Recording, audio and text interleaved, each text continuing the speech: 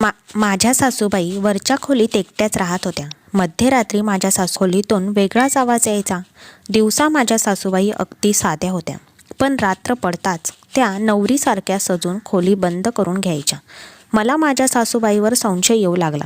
एका रात्री मी गुपचूप माझ्या सासूबाईच्या खोलीत गेले. समोर एक माणूस व एक मुलगा माझ्या सासूबाईसोबत. माझे नाव सोनाली आहे. मी दिल्ली शहरातील रहिवासी आहे. माझे लग्न माझ्या आईवडिलांनी मोठ्या थाटामाटात आयोजित केले होते, कारण मी माझ्या आईवडिलांची एकुलती एक मुलगी होते. लग्नानंतर जेव्हा मी माझ्या सासरच्या घरी पहिले पाऊल ठेवले, तेव्हा मला माझ्या सासरचे वातावरण खूप धार्मिक वाटले.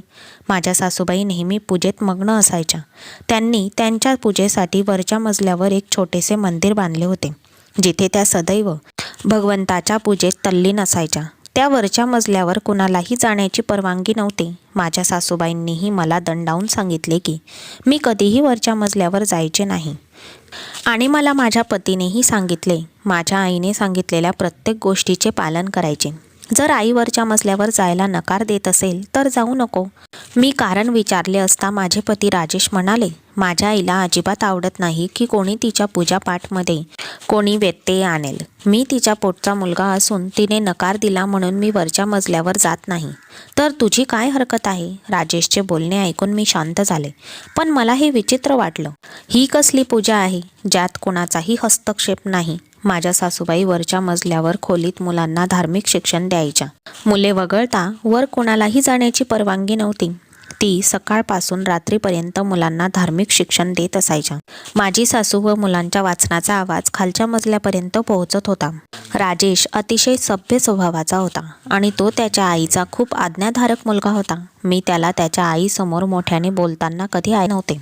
आमच्या लग्नाच्या पहिल्या रात्री त्यांनी माझ्याकडे एकच इच्छा व्यक्त केली होती की, सोनाली, माझ्या आईशी उद्धटपणे वागू नकोस, कारण तिने जीवनाचा प्रवास खूप खडतर रस्त्यावरून केला आहे.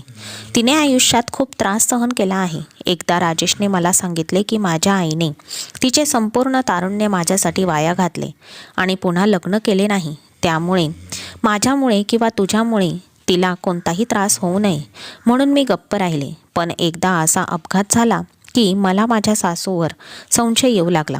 एकदा आमच्या घरातील दिवे गेले आणि नंतर 1 तास, 2 तास, 3 तास उलटले, पण दिवे परत आले नाही. रात्री प्रकाश नसल्यामुळे माझे डोळे उघडले. बंद खोलीत मला अस्वस्थ वाटत होते, पण राजेश मात्र गाढ झोपला होता. पण मला दिवे लावून झोपण्याची सवय होती. अंधाऱ्या खोलीत मला अस्वस्थ वाटू लागले व भीतीही वाटू लागली. मी खोलीतून बाहेर अंगणात आले. इथल्या थंड वातावरणाचा माझ्यावर चांगला परिणाम झाला. माझा मूड एकदम फ्रेश झाला. पण तेवढ्यातच मला वरून कुणाच्या तरी रडण्याचा आवाज व ओरडण्याचा आवाज आला. मला धक्काच बसला. सुरुवातीला मला भात झाला असेल असे वाटले, कारण माझ्या घरात मूल कसे असेल, परंतु मला पुन्हा आवाज ऐकू आला म्हणून मी कान देऊन ऐकण्याचा प्रयत्न केला. खरं तर तो एका मुलाच्या रडण्याचा आवाज होता. 8-10 वर्षाचे लहान मूल रडत असल्याचे वाटत होते. सुरुवातीला मला वाटले की कदाचित शेजारचे कोणीतरी मूल लाईट नसल्यामुळे रडत असेल, कारण लाईट नाही आणि गरम देखील होत होतं. पण तरीही माझ्या मनाला पटलं नव्हतं, म्हणून मी घाबरतच पायऱ्या चढू लागली. मी पायऱ्या चढत असताना रडण्याचा आवाज जोरात येत होता. वरच्या मजल्यावरच्या सर्व खोल्या बंद होत्या. फक्त एक खोली ज्यात प्रकाश होता आणि तिथूनच रडण्याचा आवाजही येत होता. मी त्याच खोलीच्या बाहेर उभी होते. राजेशने नकार दिला होता, जर माझी आई नकार देत आहे तर तू वरच्या खोलीत जायचे नाहीस. माझी आई तिच्या पूजेत हस्तक्षेप सहन करू शकत नाही, आणि आता मी वरच्या मजल्यावर आले होते, पण आत खोलीत जाण्याची हिंमत होत नव्हती. खोलीच्या बाहेरच माझी पावले थांबली. सुरुवातीला मला वाटले माझी सासू कदाचित प्रार्थना करत असेल आणि पूजा करताना रडताना देवाकडे काहीतरी मागत असेल. पण पुढचा आवाज ऐकला आणि मी माझे हृदय धडधडणे विसरले. माझ्या कानांवर आवाज आला, माझ्यापासून दूर राहा, माझ्याजवळ येऊ नकोस. एक 8-10 वर्षाच्या मुलाच्या आवाजाने माझ्या पायाखालची जमीनच सरकून गेली. त्या खोलीच्या बाहेर एकही खिडकी नव्हती किंवा कुठलाही दिवा नव्हता जिथून मला आत काही चालले आहे ते दिसू शकेल. आणि एखादे मूल आमच्या घरात कसे येऊ शकते, आणि तेही यावेळी? एकामागून एक प्रश्न मला सतावत होते. सासूबाईंना हाक मारून दारावर थाप मारावी, मी या विचारात असतानाच दार उघडलं आणि माझ्या सासूबाई घामाने भिजलेल्या माझ्यासमोर उभ्या होत्या. माझ्या सासूबाईंचे कपडे अस्ताव्यस्त होते. मला बघून आधी त्यांचा चेहरा फिका पडला. मग त्यांनी पटकन खोलीचा दरवाजा बंद केला. पहिल्यांदा माझ्या सासूबाई मला रागाने बोलल्या, "मी तुला नकार दिला होता की तू वरच्या मजल्यावर कधीही येऊ नकोस." माझ्या सासूबाईची स्थिती जणू काही बिघडते असं वाटत होतं. ती खूप घाबरली होती. माझ्या सासूने पहिल्यांदाच खूप रागाने पाहिले होते. ते पाहून मी घाबरले होते. माझ्या सासूबाई पुन्हा म्हणू लागल्या, "खाली जा, जा आणि खबरदार तू पुन्हा वर आलीस तर." ती ओरडून बोलत होती. मी पटकन खाली उतरले आणि माझ्या खोलीत गेले. माझे हृदय जोरजोरात धडधडत होते. माझ्या सासूबाईची ही वृत्ती मला आश्चर्यचकित करणारी होती. कारण ती खूप हळुवारपणे व प्रेमाने बोलायची. त्यांच्या बोलण्यात गोडवा असायचा. पण मी सध्या माझ्या सासूबाईचे जे रूप पाहून आले होते ते पाहिल्यानंतर मला धक्काच बसला. ती माझी सासू होती यावर मला विश्वासच बसत नव्हता. माझ्या मेंदूने काम करणे बंद केले होते. अखेर माझ्या सासूबाईच्या खोलीत एक मूल रडत होतं आणि तो का म्हणत होता की माझ्याकडे येऊ नकोस, मला काही समजत नाही. मग मला बघून माझ्या सासूबाई घाबरल्या आणि त्यांनी दारही पटकन बंद करून घेतलं. त्यांचे कपडेही अस्ताव्यस्त होते. या सगळ्या गोष्टी माझ्या मनात संशय निर्माण करत होत्या. माझ्या सासूबाई खूप धार्मिक होत्या. त्या नेहमी डोक्यावर साडीचा पदर घेत असत. पण त्यावेळी त्यांना हे देखील भान नव्हते की त्यांचा साडीचा पदर कुठे जात आहे. याचा विचार करून माझं डोकं दुखायला लागलं. माझ्या लग्नाला 4 महिने उलटून गेले होते आणि या 4 महिन्यात मी माझ्या सासूचे रूप एक चांगल्या स्त्रीमध्ये पाहिले होते. पण आज ज्या प्रकारे त्या माझ्याकडे बघत होत्या, मी पण आतून थरथरत होते. पण मला माहीत नाही का कोणत्या तरी गोंधळाची भावना मला वाटत होती. कोण होता तो मुलगा? जी मुलं माझ्या सासूबाईकडे धार्मिक शिक्षण घेण्यासाठी यायचे ते फक्त आमच्या वस्तीतीलच होते आणि परतही जायचे. कुठेतरी माझी सासू मुलांना धार्मिक शिक्षण देण्यामागे काहीतरी गडबड तर करत नाही ना, या विचारांनी मला रात्रभर झोपू दिले नाही. दुसरा दिवस माझ्यासाठी आणखीनच अडचणींनी भरलेला होता. रात्री झोप न लागल्यामुळे मी सकाळी उशिरापर्यंत झोपले आणि तेव्हाच राजेशने मला रागाने ओरडत उठवले होते. मला अचानक जाग आली होती. राजेश खूप रागावलेला दिसत होता. त्याने मला खूप रागात विचारले, "तू रात्री वरच्या मजल्यावर गेली होतीस का?" मी म्हणाले, "हो." मला एका मुलाचा रडण्याचा आवाज. मी अजून बोलतच होते की तेवढ्यात राजेश ओरडला आणि म्हणाला, "जेव्हा मी तुला एकदा वर जाण्यास नकार दिला होता तेव्हा तुला हे समज नाही?" मी म्हणाले, "माझे ऐका, तिथे मला एका मुलाचा रडण्याचा आवाज आला होता." माझे म्हणणे ऐकून राजेश जे म्हणाला ते ऐकून माझे हृदय हादरले. राजेश म्हणाला, "माझी आई रात्रीसुद्धा पूजा करते आणि या पूजेच्या वेळी अशा मंत्रांचे पठण करते की प्रेत आत्मा मुलांचे रूप घेऊन आईचे मंत्र उच्चार बंद करण्यासाठी अशा युक्त्या अवलंबत राहतात. कधी कधी मुलांचा रूप घेऊन येतात तर कधी कधी काहीही करतात." राजेशचे बोलणे ऐकून मला खूप आश्चर्य वाटले होते. माझ्या सासूबाई देखील दुष्ट आत्मांवर नियंत्रण ठेवण्यासाठी मंत्रपठण करतात. राजेशचे बोलणे ऐकून मी खूप घाबरले. मी माझ्या कानांवर हात ठेवून म्हणाले की वरून कितीही आवाज येत असला तरी मी आता वर जाणार नाही. मी तर वर जाण्याचा त्याग केला आहे. माझे बोलणे ऐकून राजेश शांत झाला. पण तरीही एक गोष्ट मला सतावत होती. ती म्हणजे माझी सासू पूजा करून किंवा मंत्र उच्चारण करून भूतांपासून बचाव करत असेल तर माझ्या सासूचे कपडे का अस्तव्यस्त होते? ती दिवसभर अतिशय सभ्य असल्यासारखी राहते. पण त्यावेळी माझ्या सासूचे जे रूप मी पाहिले, मी माझ्या सासूबाईंना पहिल्यांदाच साडीशिवाय असे पाहिले होते. साडीचा पल्लू घसरून खाली गेला होता किंवा असं म्हणायला हरकत नाही की संपूर्ण साडी खाली पडणार होती. त्यावेळी मला किती आश्चर्य वाटले. बरं, माझी सासू अजिबात माझ्या सासूसारखी दिसत नव्हती. ती माझ्या मोठ्या बहिणीसारखी दिसत होती. आणि नंतर माझ्या सासूबाईंनी स्वतः सांगितले होते की त्यांच्या वयाच्या 16व्या वर्षीच त्यांचे लग्न झाले आहे. म्हणजे माझ्या सासूबाईंचे वय अंदाजे 40 ते 42च्या आसपास आहे. 40-42 वर्षाची असूनही ती वयापेक्षा 5 वर्षांनी लहान दिसत होती. मी हे सर्व प्रश्न बाजूला सारले आणि घरच्या कामात व्यस्त झाले. यानंतर 2 दिवसांनी मी माझ्या खोलीचे कपाट साफ करत होते. पण त्यावेळी माझ्या कपाटातून माझी सर्वात चांगली साडी गायब झाल्यामुळे मला धक्काच बसला. मला खूप आश्चर्य वाटले. हे कसे होऊ शकत होते? आमच्या घरात तर मोलकरीणही नव्हती. सर्व कामे मी स्वतः करायची. मग माझी नवीन साडी गेली कुठे? माझ्या सासूबाईंनी बोलवलेल्या आत्मा खालच्या खोलीतही येतात की काय? आता मला माझ्याच घरची भीती वाटू लागली होती. एके रात्री अचानक भांड्यांच्या आवाजाने मला जाग आली. मी घड्याळात वेळ बघितला तर रात्रीचे 3 वाजले होते. बाहेर आल्यावर जेवणाचा वास येत होता आणि ताज्या भाकरीचा सुद्धा. मी घाबरतच किचनमध्ये आले कारण मला भीती वाटत होती की तिथे पुन्हा भूत आले असावे. पण तिथे माझ्या सासूबाई भाकरी बनवत होत्या आणि कढईत काहीतरी भाजी शिजत होती. हे पाहून मला आश्चर्य वाटले. माझ्या सासूबाई पटापट अन्न शिजवण्यात व्यस्त होत्या. पण मला खूप आश्चर्य वाटलं. माझ्या सासूबाई रात्री कोणासाठी स्वयंपाक करतायत? आश्चर्याचा आणखी एक धक्का मला तेव्हा बसला जेव्हा माझ्या सासूबाईंनी माझी सर्वात आवडती साडी नेसली होती. ते सगळं पाहून मी आश्चर्याने माझ्या सासूबाईकडे पाहू लागले. ती कुठे ना कुठे माझ्या सासूबाईसारखी दिसत नव्हती. तिने माझी सुंदर साडी सुंदर ब्लाऊजवर घातली होती. तिने केस मोकळे ठेवले होते आणि हातात काचेच्या बांगड्या घातल्या होत्या. आज तर तिने तिच्या चेहऱ्यावर हलका मेकअपही केला होता.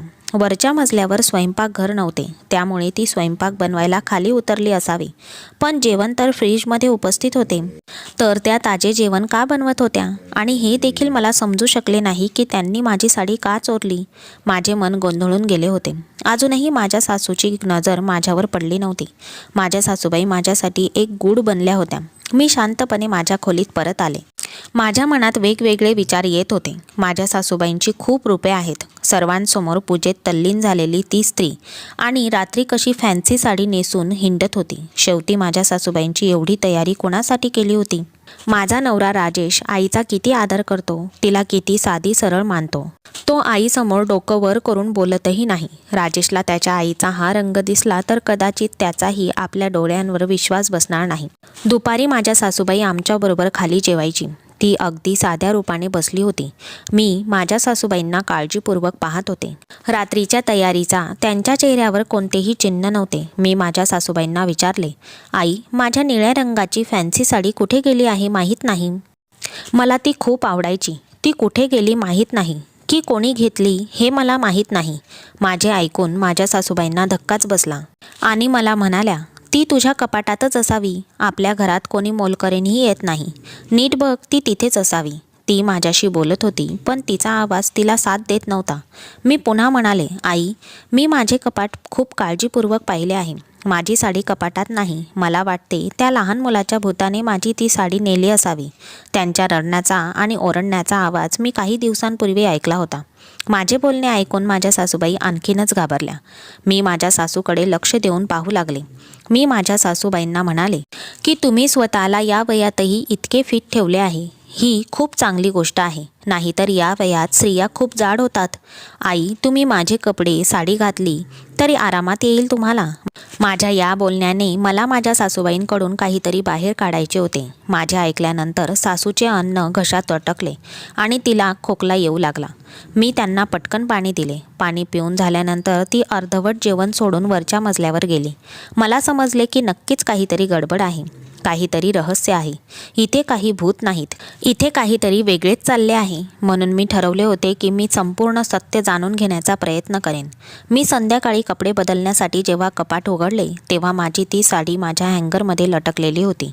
पण घाईमुळे ती नीट फोल्ड करता आली नव्हती. तशीच ती पटकन हँगरमध्ये लावून दिलेली दिसत होती. मी रात्री स्वयंपाकघरात काम करत असताना माझ्या सासूबाईंनी ही साडी माझ्या कपाटात ठेवली असावी. मुद्दा असा नव्हता की माझ्या सासूबाईंनी माझी साडी नेसली होती. मुद्दा हाच होता की ती साडी का नेसली आणि कुणासाठी? दिवसा ती सर्वांसमोर साधी राहत होती, पण रात्री एवढी तयारी कशासाठी आणि कुणासाठी हा एक प्रश्न होता, जो पूर्णपणे माझ्या समजण्यापलीकडे होता. आता मी रात्रीची आतुरतेने वाट पाहत होते. राजेशला झोप लागताच मी खोलीतून बाहेर आले आणि वरच्या मजल्यावर गेले आणि यावेळी मी जे डोळ्यांनी पाहिले ते माझ्या पायाखालची जमीनच सरकली होती. त्या खोलीजवळ पोहोचल्यावर मला एका मुलाचा आवाज ऐकू आला. ते मूल तेच सांगत होते, माझ्याजवळ येऊ नकोस, मला सोड. मला तुझी भीती वाटते. जेव्हा मी दाराच्या होलमधून आत डोकावण्याचा प्रयत्न केला तेव्हा माझा आत्मा हादरला. माझ्या सासूने 8-10 वर्षाच्या मुलावर जबरदस्ती. मी लगेच मागे हटले. वास्तविकता माझ्या समोर आली तेव्हा मला काहीच सुचत नव्हते. मला जे समजले त्याचा नुसता विचार केल्याने मला माझ्या सासूबाईचा तिरस्कार वाटू लागला. माझ्या हृदयाच्या ठोक्यांची अवस्था अशी होती की माझे हृदय धडधडणे विसरले होते. माझ्या सासूबाईंचे हे रूप बघणे मला सहन झाले नाही. मी जे पाहिले त्याचा स्पष्ट अर्थ असा होता की माझी सासूबाई लहान मुलांपासून तिच्या शारीरिक गरजा हा नुसता विचार करणं घृणास्पद होतं. मला माझ्या सासूबाईंकडे ही मुलं कुठून येतात दिवसा माझ्या सासूबाई तिच्या खोलीत शिकायला येणाऱ्या एका मुलाला लपवून ठेवतात आणि रात्री ती त्यांच्यासोबत. मी माझ्या सासूबाईंच्या खोलीत डोकावले तेव्हा माझी नजर त्या मुलावर पडली. म्हणजे त्या मुलाचे हातपाय बांधलेले होते आणि बिचारा लाचार होता आणि माझ्या सासूबाईने त्याला जबरदस्ती केली. ती त्याला तिच्याजवळ करण्याचा प्रयत्न करत होती. माझ्या डोक्यात आता चक्कर यायला लागले होते. माझ्या डोळ्यात अश्रू तरळले. हे कसले सत्य होते ज्याने माझे हृदय हेलावले. मी लगेच खाली आले आणि माझ्या बेडवर बसले. मला स्वतःवर नियंत्रण ठेवायचे होते, पण ते माझ्या नियंत्रणाबाहेर होतं. माझ्या डोळ्यातून अगणित अश्रू वाहू लागले. मला त्यांना थांबवायचे होते, पण ते थांबण्याचं नावच घेत नव्हते. मी यापूर्वी असे होताना पाहिले नव्हते. माझे रडणे जोरात होऊ लागले, म्हणून मी तोंडावर हात ठेवला, जेणेकरून माझा आवाज राजेशच्या कानापर्यंत पोहोचू नये. आज मी जे पाहिले ते माझ्या सहनशक्तीच्या पलीकडे होते. माझ्या सासूबाईंचे हे घृणास्पद रूप मला सहन होत नव्हते. त्या 8-10 वर्षाच्या मुलाच्या मनातील भीती आणि सासूचे त्या मुलाप्रती आकर्षण पाहून मला त्या मुलाच्या अवस्थेची कीव येऊ लागली होती.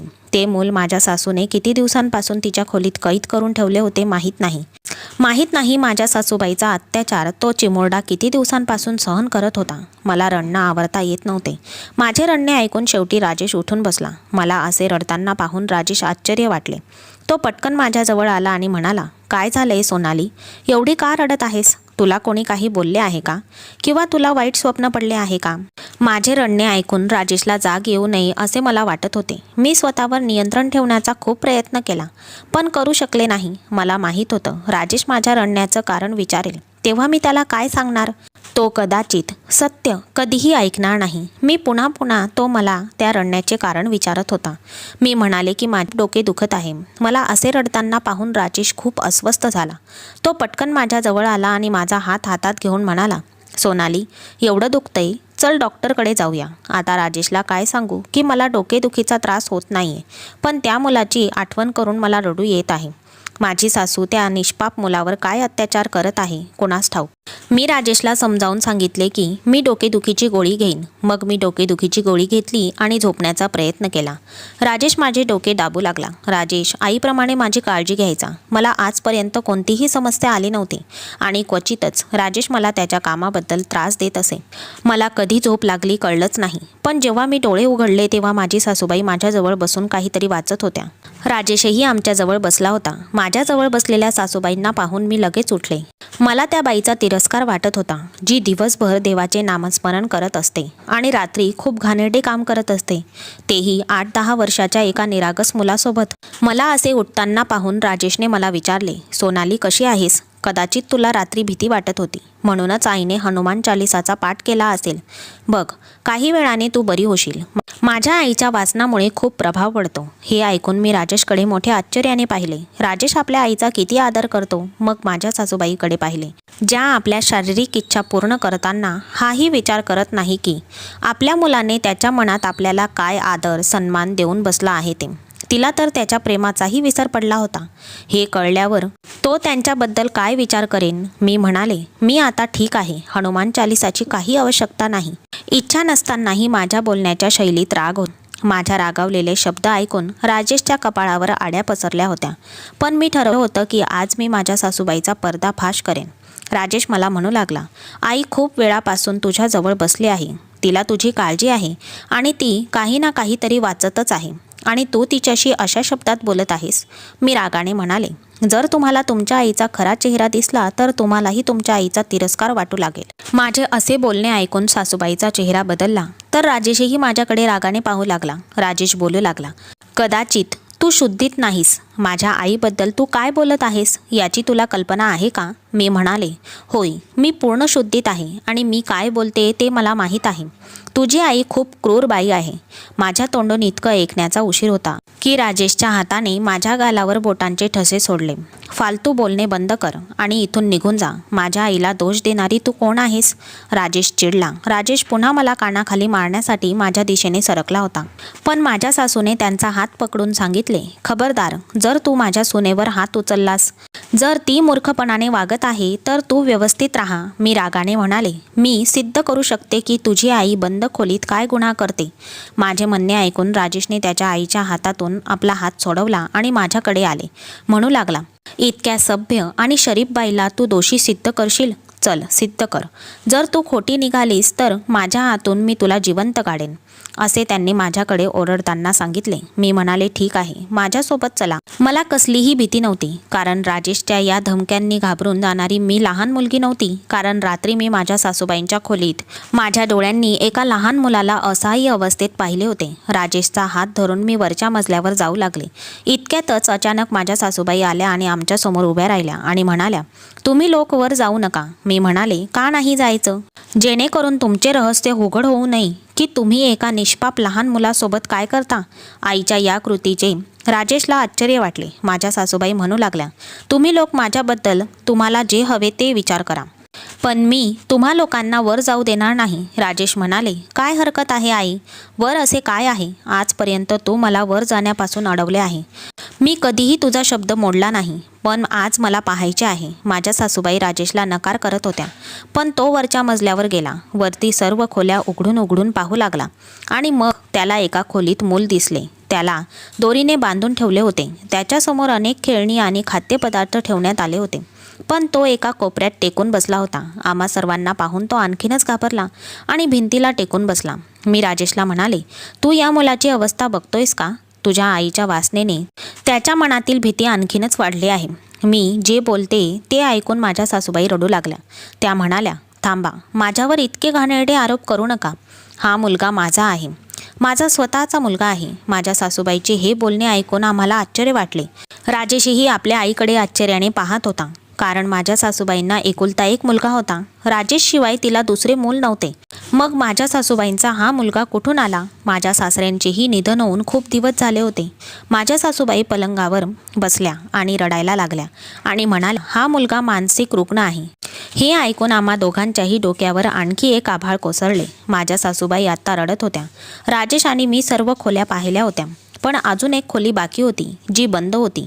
तिला कुलूप लावले होते. मी राजेशचा हात धरून त्याला बाहेर आणले. त्या दारावर कुलूप होते. माझ्या सासूबाईंनी स्वतः येऊन दरवाजा उघडला.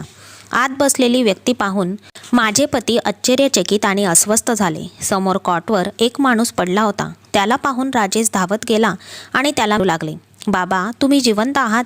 हे ऐकून मला आता चक्कर येऊ लागले होते. माझ्यावर एकामागून एक स्फोट होतच होते. माझ्या सासूबाई म्हणाल्या, हो राजेश, तुझ्या वडिलांचा अपघातात मृत्यू झाला नाही, उलट त्यांच्यावर खुनाचा खोटा आरोप होता आणि ती हत्या त्यांच्या मित्रानेच केली होती. पण पिस्तूल तुझ्या वडिलांच्या ताब्यात दिले. तुझ्या वडिलांनी ते फेकून दिले आणि घरातून पळून गेले. अन्यथा त्यांना पकडले असते आणि त्यांना फाशीची शिक्षा झाली असती, कारण तुझ्या बाबांच्या बोटांचे त्यावर होते. पण ते काम 8 ते 14 वर्षापूर्वी दुसऱ्याने केले होते. एका रात्री तुझे वडील मला भेटायला आले आणि म्हणाले, मी जिवंत आहे, हे तू कोणालाही सांगू नकोस. मग मी आणि तुझे वडील गुपचूप भेटू लागलो आणि मग मी गरोदर झाले. तुला ही बातमी मिळेल अशी भीती वाटत होती, म्हणूनच मी तुझ्या मावशीच्या आजारपणाच्या बहाण्याने मी गावी गेले होते, जिथे मी तुझ्या भावाला जन्म दिला. मी ते मूल तुझ्या मावशीला दिले. खूप दिवस तुझ्या मावशीने तुझ्या भावाची काळजी घेतली, पण आता ती आजारी पडायला लागली होती, म्हणून तुझे बाबा व मी या मुलाला परत घेऊन आलो. परंतु हा मुलगा मला ओळखत नाही, त्याला माझी भीती वाटते. शेवटी मी एक आई आहे, मलाही वाटते याला जवळ घ्यावे, त्याच्यावर प्रेम करावे, पण तो मला जवळही येऊ देत नाही. त्याचे मानसिक संतुलन बिघडलेले आहे, त्यामुळे त्याचे हातपाय बांधावे लागतात, कारण तो स्वतःला हानी करू शकतो आणि तो जोरजोरात दरवाजाही वाजू लागतो. मला भीती वाटते जेणेकरून कोणाला याची माहिती होऊ नये, म्हणून मी रात्री वरच्या मजल्यावर झोपते. असे करून मी तुझ्या बाबांसोबत थोडा वेळ घालवते. पण मला हे कोणाला सांगायचं नव्हतं, तुलाही सांगायचं नव्हतं, कारण हे प्रकरण पसरण्याची भीती मला वाटत होती. ही बाब कोणाला कळली असती तर तुझ्या वडिलांना पकडले असते. माझ्या सासूकडून सत्य ऐकून मला स्वतःचीच लाज वाटू लागली. माझी सासू एक अतिशय धाडसी स्त्री होती, जी किती त्रास सहन करून आपल्या पतीचे प्राण वाचवत होती. माझ्या पतीने ते शहर सोडून दिले. आम्ही शांततेने जगता यावे म्हणून आमच्या गावी गेलो. तिथे कुणाचीही भीती नव्हती. मी माझ्या सासूबाईंची माफी मागितली, कारण प्रत्येक वेळी डोळ्यांना जे दिसते ते खरे नसते. माझ्या सासूबाईनेही मला माफ केले होते. राजेश त्याच्या धाकट्या भावाला उपचारासाठी शहरात घेऊन येत होते. त्यांच्यावर चांगल्या डॉक्टरांकडून उपचार सुरू आहेत. तुमचा भाऊ लवकरच बरा होईल असे डॉक्टरांनी सांगितले आहे. माझा धीर लवकरात लवकर बरा व्हावा अशी मी देवाकडे प्रार्थना करते. माझ्या सासूबाईंना खूप त्रास झाला आहे. देव त्यांचे दुःख दूर करो. मित्रांनो, आजची कथा तुम्हाला कशी वाटली हे कमेंट्समध्ये नक्की कळवा. तुम्हाला ही कथा आवडली असेल तर व्हिडिओला लाईक करा आणि अशा छान छान कथा ऐकण्यासाठी चॅनलला सबस्क्राईब करून बेल आयकॉन प्रेस करा व ऑलवर सेट करा, म्हणजे पुढचा व्हिडिओ तुम्हाला लगेच मिळेल. धन्यवाद.